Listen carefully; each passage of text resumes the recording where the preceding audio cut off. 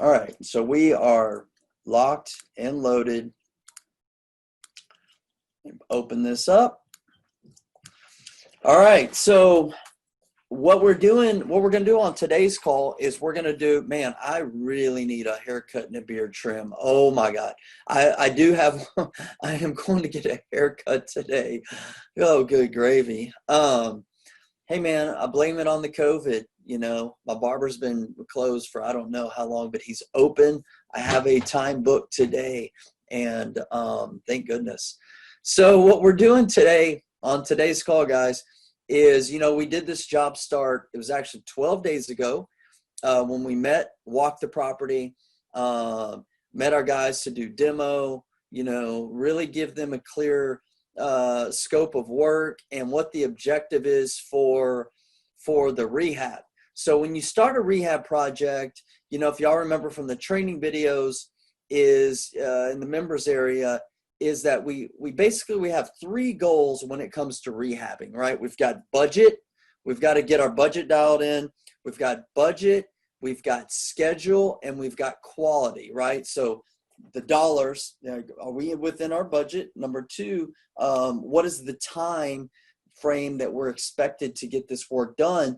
And then number three is, what is the quality expectation, right? So $100,000 house, we have a different quality expectation, you know, than a $500,000 house. So we literally walked this job 12 days ago, and we set, you know, a budget.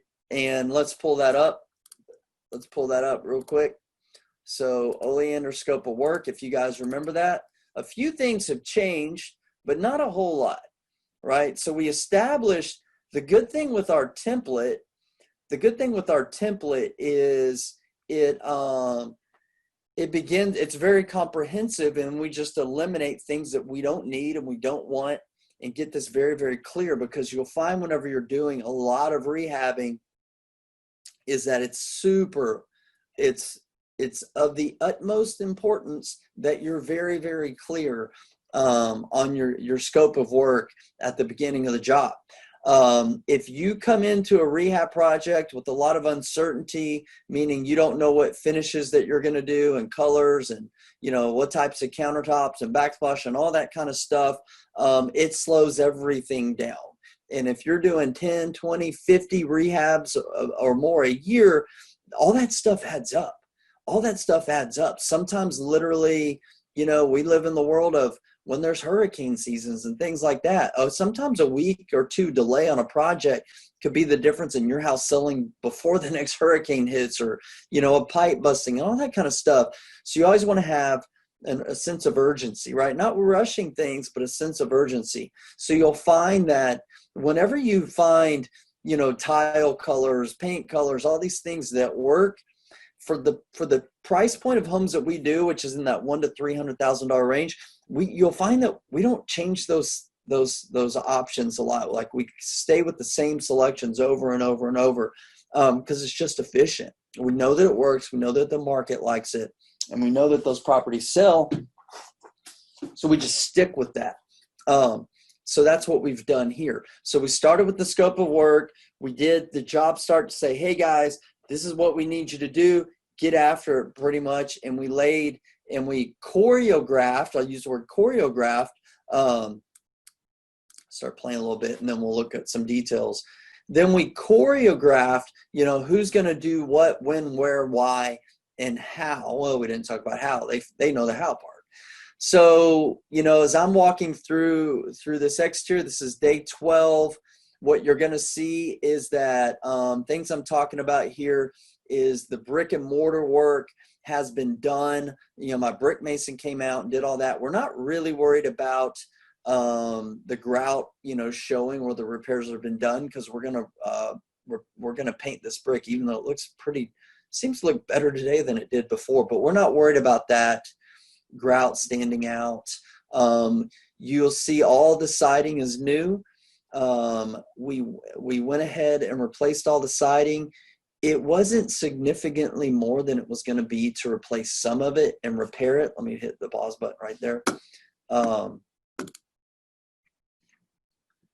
me go back. So we went ahead and made the decision to replace the siding, You can see it all new there, all new hardy siding. We're already going to have to do it on the sides of the house, and I really wanted to do it on the front of the house to kind of make it pop.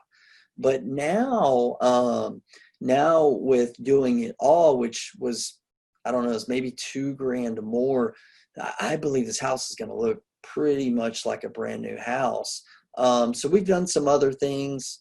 These little exterior hose bibs, you know, it's these little things that make a big difference. You know, these little attention to details, not that, you know, replacing the exterior hose bibs and vacuum breakers are going to increase significantly increase the value of your property, but those attention to details will certainly make your inspection reports come a lot cleaner, as well as kind of give that end buyer just a good, you know, peace of mind that you've put together a good product, and that's why we do those types of things. Because it is about adding value. Your rehab is that's what we're doing, guys, is that we are adding value. We are doing the tough part of managing a rehab, managing contractors, picking, you know, colors and selections that work so that homeowners can come into a turnkey property.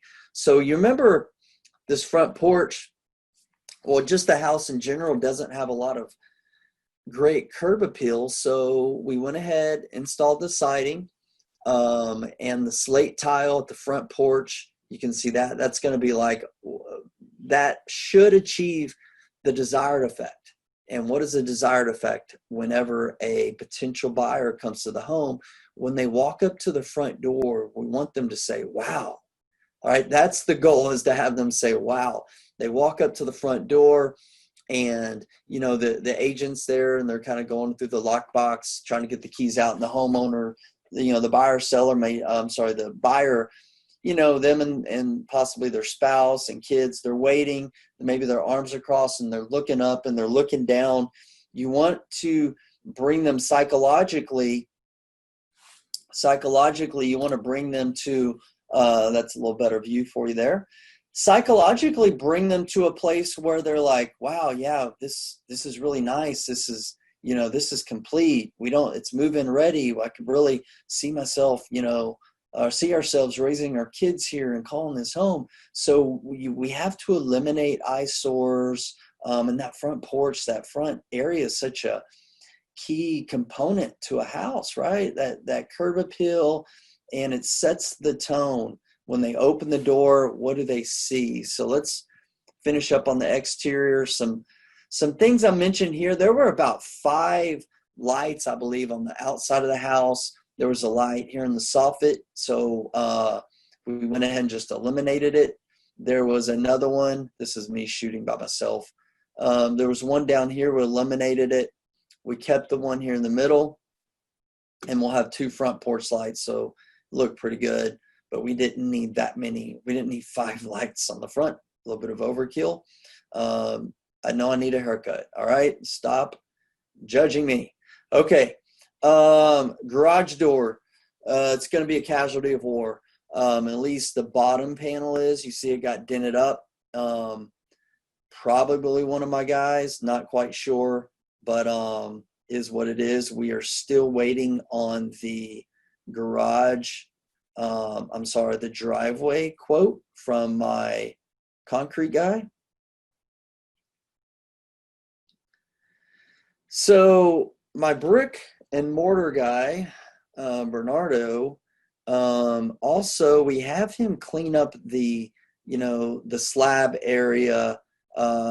There's something that's called post tension cables on a lot of slab foundations, and the post tension cables should always be covered. They should not be exposed, but sometimes that mortar erodes over time. So we always fill those in. That's what that is. These points, these tips, the corners, oftentimes kind of the cement just falls apart, breaks apart over time. It's not a structural issue, but what we want to do is eliminate the eyesore, eliminate someone thinking, oh God, the foundation's bad, because it's not. It's fine. So we just clean it up to kind of make it look nice. You can also see that we've already installed the AC, ran the new copper line set, taped all that up. My electrician has not come to run the new conduit yet. And let's go to the backyard. Whoops, I'm going the opposite way. You guys feel free to chime in if you have any questions. Okay, so you can see all the exterior siding is done. You see that back patio, which was not horrible, but you know, it just made it really feel like locked in, closed in, and whatnot. So we went ahead and opened that up. Here we go. Went ahead and opened that up. Now we have a decision to make with this exterior slate patio. What do we want to do here? That's a pretty darn good question, and I'm not quite sure yet. So we are going to do one of three things, one of four things. Number one, this is a choice you always have. Number one is do nothing. Number two, we could fill in the cracks and paint it with the exterior paint. I'm leaning that direction. Number three, we could put a deck, or number four, we could put tile, which would require some floating and things like that. I don't quite know which option we're going to take as of yet, but to me, this is an eyesore, and we are going for top dollar on this property, so I'm probably going to invest a little bit of money into it. I just don't know what yet. If you guys remember these cable lines, these phone boxes and cable lines and all this kind of crud that was back there, just makes it look nasty and junky and stuff like that. So we're going to install a new electrical panel. We will paint this meter can and pole as well. So it'll be nice, kind of finished up view. Fence has been pressure washed, not painted. And guys, you know, this is day 12. And they're going back tomorrow. I spoke with my painter this morning. I typically meet with my contractors once a week. We have a meeting at the Home Depot. We have a meeting at the Home Depot to meet and talk about all of our projects, buy materials, approve materials, et cetera, and coordinate with all of our guys. And so that is the exterior walkthrough. So let me show you how I do the project management side of things. So there's a few things that we do. All right, bring this video here. So let me hop back over here to our, this is our Asana account. We used to use a much more expensive, sophisticated project management platform. It was called Buildertrend. We paid about $400 a month for that. That's when we were doing construction for clients, and you know, sometimes close to 100 rehabs a year, and it was very necessary. Since we eliminated our construction division for clients, we have whoops, phone call coming in from an attorney. I'll have to get it later on a deal I'm working on. So on this this project, this is Oleander. These are, you know, projects that we have going on. Let me widen this up here. So what we do is we take the scope of work that is here, okay, the scope of work that is here, and we export it. One of my VAs, a virtual assistant, exports it and inputs it into Asana. And she's, let me see here. Can't remember if I have it. You guys don't see it because I cut it off. But on this scope of work, we also have the contractor that every single line item is assigned to, okay? And it's a template based because we know typically who's doing flooring, who's doing painting, you know, who's doing roofing. Typically, it's the same people, even though we have multiple painting crews. We've got like supervisors who we delegate those items to manage it to. So she takes that, my VA, exports it to here. So then on our weekly meetings, and sometimes it could just be out in the field or, you know, talking to one of the contractors, we can easily pull up, you know, the scope of work. Hey, Fernando, here's everything we need from you to do on here. If there's any changes, revisions, you know, we remove or eliminate something that we were going to do for some reason, which does happen on occasion, we can just update it here, mark it complete, and notify him. So we can easily pull up any of the projects that we have going on. So what I'm doing here is just going to look through and see some things that have been done. You know, we're going to go through the interior video, and then I'm going to run through here. And basically, like for example, this is done. So you mark it complete. And basically, I can put incomplete items if I want, and I could see all of the completed tasks and everything. But our job is to get, you know, all of these items from being unchecked to checked. That means they're done. Like for example, my brick guy has provided general brick and mortar repair. That's done. And he's also provided mortar fill to all exposed tension cables and mortar fill around slab. So that's done. He's donezo. So I'm going to go ahead and mark that complete. All right, so there we go. This is also complete. This was my demo guy. So these things are done. This is a separate load of trash that won't be done until we get a little bit closer to the end. And if I put all tasks, for example, this guy has already done the fascia siding soffit trim, so that's been marked complete. And you guys saw, for example, too, install slate at exterior front patio. That's done. So we can mark it complete. That's project management 101. All right. So let's hop over to the interior video. You know, this is day 12, guys, and you look at it already. All of our tile is in. So we decided, we found some cracked tiles. If you remember from the video, at the entry of the interior walkway, we found some cracked tiles. We wanted to intentionally keep it, but we decided to go ahead and replace it. And so this is a 78-cent tile, I believe, about 70 something cents per square foot from floor and decor. You know, I don't love it, but I like it, and it sells. You know, we've used this tile upwards of homes to $250,000, and it does really well. It looks really nice after it's grouted and the house is painted. We've covered, my painter's covered, did a lot. He's done most of his prep work, not everything, but the walls have been textured. All of this tile is in. You can see that the chimney, the fireplace, had a big step that came out. Well, this was already a small living room to begin with, so it made the area look really, really small.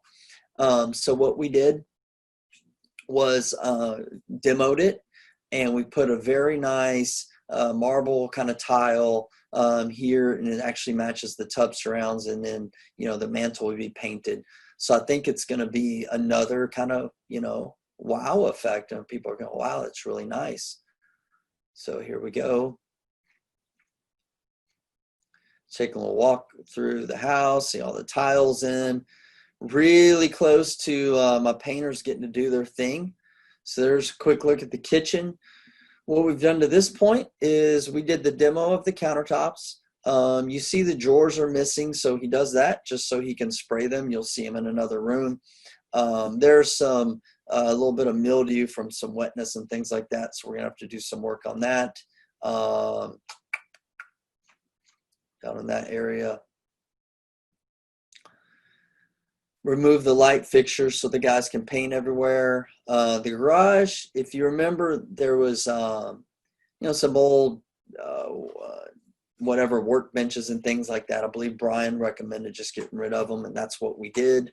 We're not going to do anything else in the garage until the very end of the project. Trash is removed. The guys will do the sheetrock repairs, and then we will prime it white. That's it. They may put a little paint, a little beige paint mixed into it, but all we're going to do is minimum repairs and spray everything, prime it.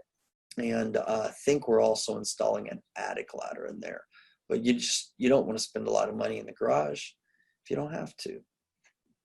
Okay, So, all right, so let's look here. The pony wall. If you remember, there were a bunch of balusters there that were just kind of dated and all that kind of stuff. So we went with the minimum effective dose approach.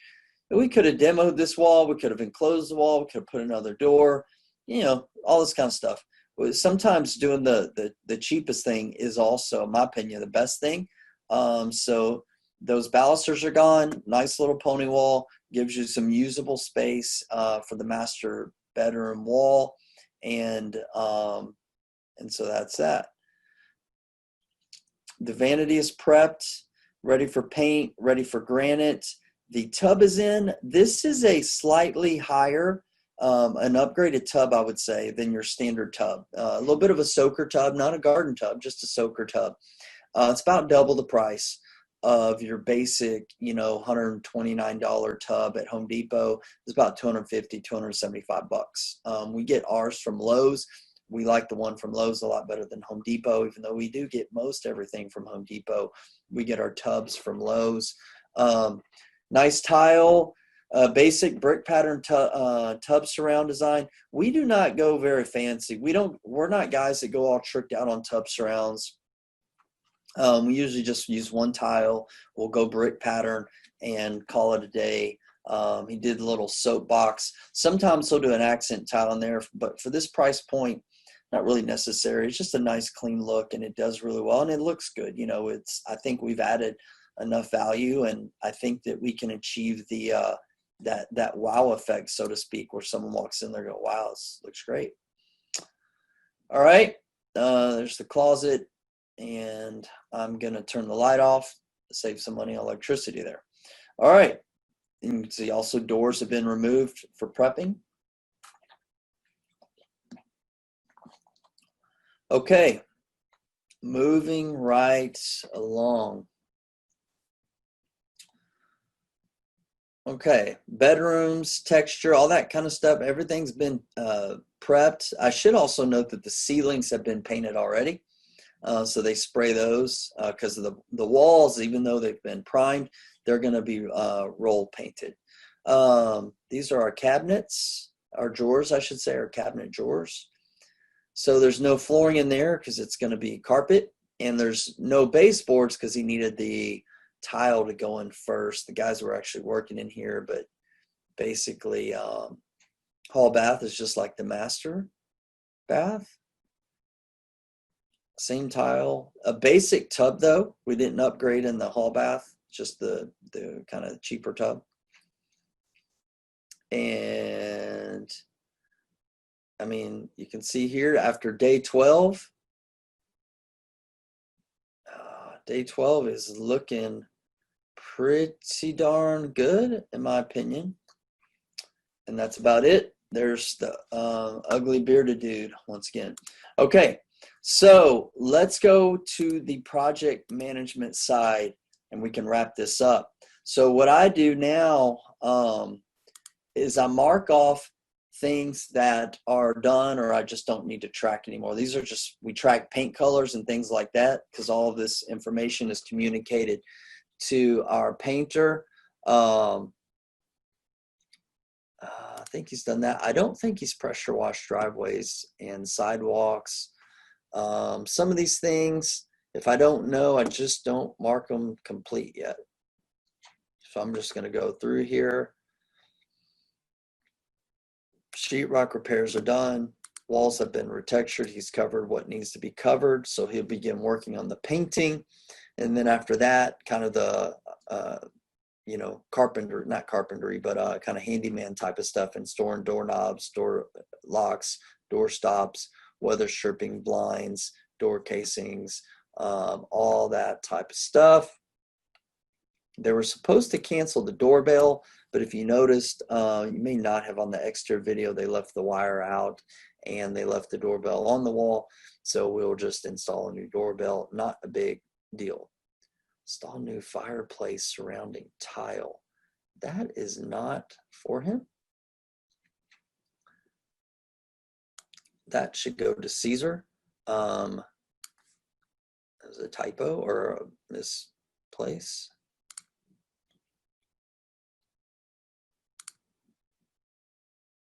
You know what? Cover hall bath. I don't know if they demoed the countertop or not. They were not supposed to, but now I'm thinking about it.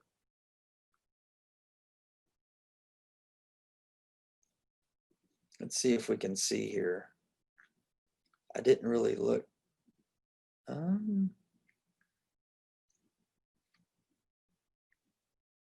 What do you guys think? Does that look like there's a countertop there? I cannot tell. I think it is. Wishful thinking that the countertop is still there because we did not want to replace it. All right, so that's it for that gentleman. That's it for him. This is my tile guy. I canceled doorbell. Why did this is not for him? We're going to keep the doorbell. I'm just going to move it to somebody else's scope of work. So entry tile, I'm not marking it complete because he has not grouted it yet.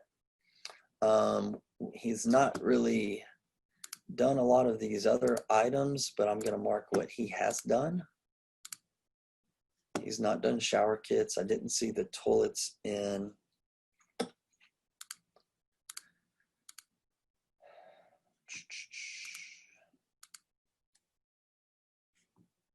I know the exterior hose bibs are done. The water heater was done as well. So you can see here, we've made quite a bit of progress. My electrician, that's him, has not come. We have not done landscaping, not done insulation.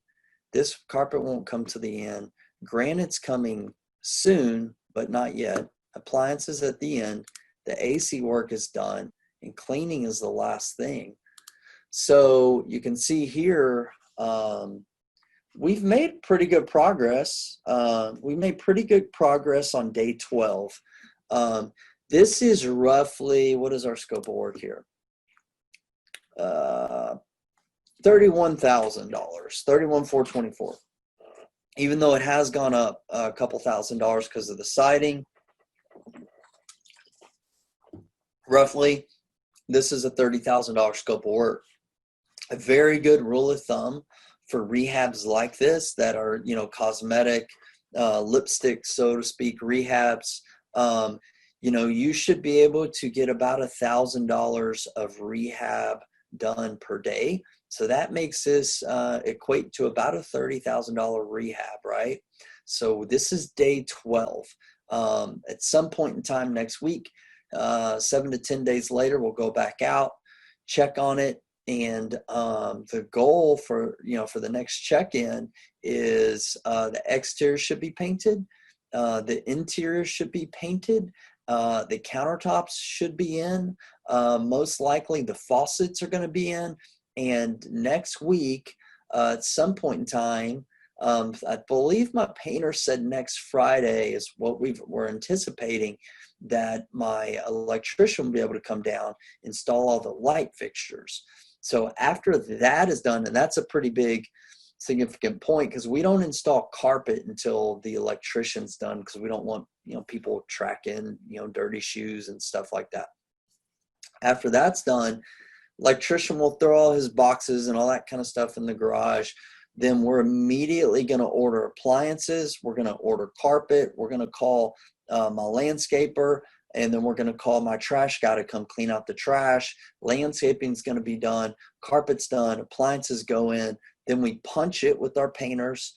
And so this should all be done within the next 12 days or 2 weeks.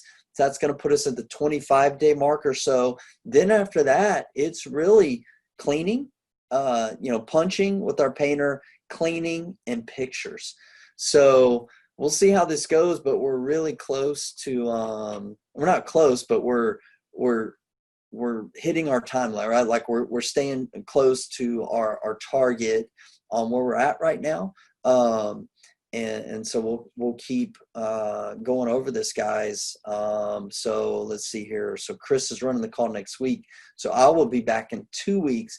And at that point in time, that will be day 14. We should be able to see a finish line at the end of the road there, and then we'll start having a conversation about looking into comps, gauging the market, the macro market, meaning the big overall market, the micro market, meaning the greater Houston area, Lake Jackson area, and then really micro marketing, looking into the subdivision, see if there's any new comps, any houses that have sold and closed recently that are legitimate comps, and then if there's any additional houses that have been put up for sale in that subdivision.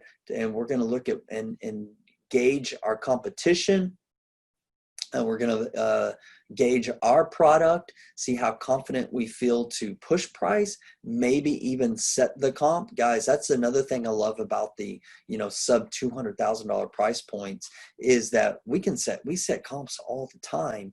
Now we're not setting them by $50,000 more than a house that's previously sold, but $5-10 grand, we do that quite a bit.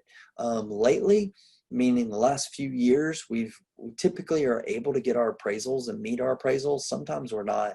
In this kind of COVID market, recessionary type of market, I don't know. We're going to find out very, very soon. But well, guys, that is the update for the Oleander walkthrough. You should have access to all these videos in the members area in the case study. If you haven't had a chance to watch those, I encourage you to watch them all. Take a look, and this is as close as I can get, to having you guys, it's supposed to be renamed, learning everything kind of vicariously, but this is how we do everything, from start to finish, finding the deal, analyzing the deal. You all know that we raise private money on this, and we can get more into that later if any of you guys want. But how we put the phase one scope of work together, how we did our meeting, how we exported that to a budget and to a project management system, help with a virtual assistant, how we met with our contractors, did the initial walkthrough, and now how we're doing project management very, in my opinion, very efficiently. That's how, a single person can manage 10 or 15 rehabs at a time, in addition to doing other things when it's done the right way.